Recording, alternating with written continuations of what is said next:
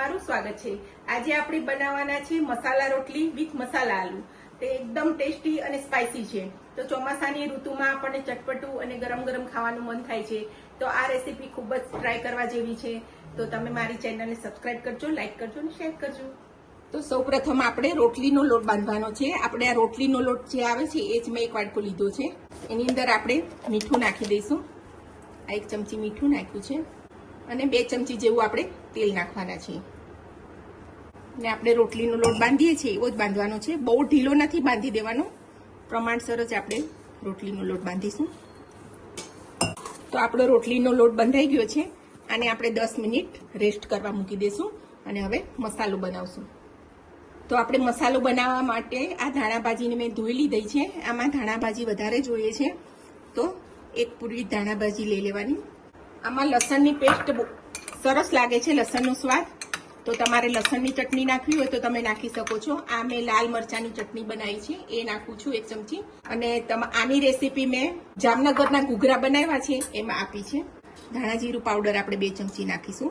મસાલો એકદમ સ્પાઇસી અને ચટપટો બનાવવાનો છે તો 2 ચમચી આ લાલ મરચું નાખીશ।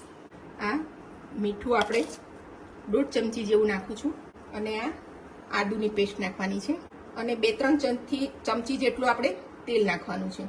ભરેલા શાકનો આપણે ટેસ્ટી મસાલો બનાવીએ છીએ એવો જ મસાલો આમાં આપણે બનાવવાનો છે।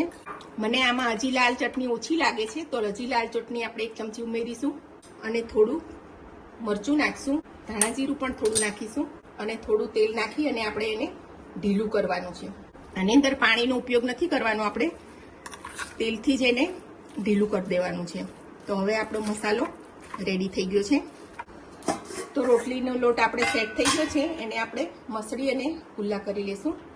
તો ચમચી તેલ નાખી અને આપણે એને કૂણવી લેવાનો છે।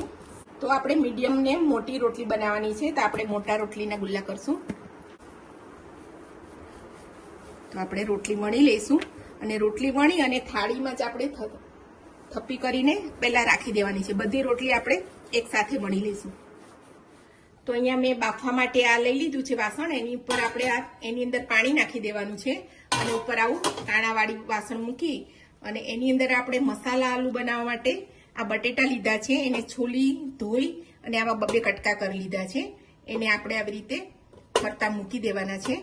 ત્યાર પછી આપણે જે રોટલી તૈયાર કરી છે એ એનીમાં મૂકી દઈશું। રોટલી આપણી બધી વણાઈ ગઈ છે તો આપણે 1-1 રોટલી લેતા જઈશું અને આ જે આપણે મસાલો બનાવ્યો છે એની પેસ્ટ અંદર આપણે ચોપડવાની છે। એકવાર સરસ હલાવી લેવાનો અને સ્વાદ ચાખી જોવાનો, જો તીખાસ કે મીઠું કે બધું તમે એડ કરી શકો છો।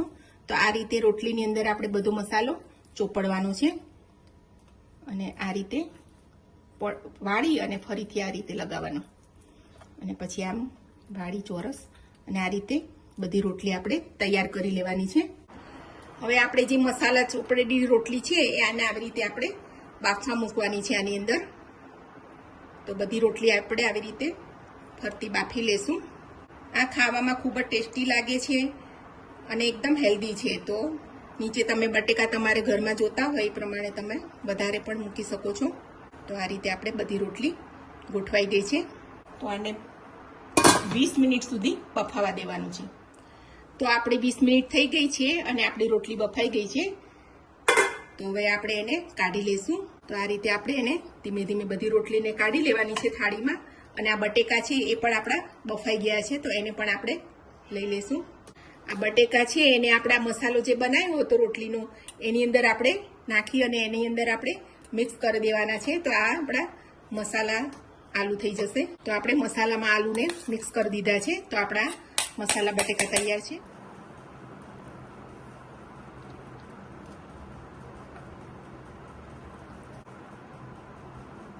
તો આપણી મસાલા રોટલી વિથ મસાલા આલુ રેડી થઈ ગયા છે। ખાવામાં ખૂબ જ ટેસ્ટી છે, સ્પાઇસી છે અને ગરમા ગરમ ખાવાની ખૂબ મજા આવે છે। તો આ રેસીપી તમે જરૂરથી ટ્રાય કરજો। મારી ચેનલને સબસ્ક્રાઇબ કરજો, લાઈક કરજો અને શેર કરજો।